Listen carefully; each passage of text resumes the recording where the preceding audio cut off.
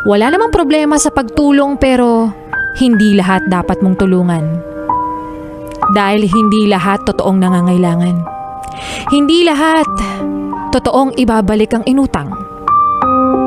Dahil yung iba pa nga, feeling ape kapag araw na ng singilan. Nandiyan na yung samot-saring dahilan na nakakarinding pakinggan. Makikita mo pang nagpo-post na feeling blessed. Tapos ikaw, feeling stress.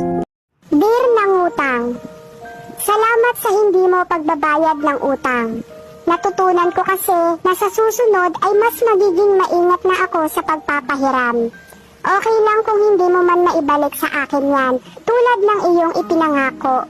Nawa ay patahimikin ka ng iyong konsensya kung may natitira pa. Huwag kang mag-alala, pinapatawad na kita.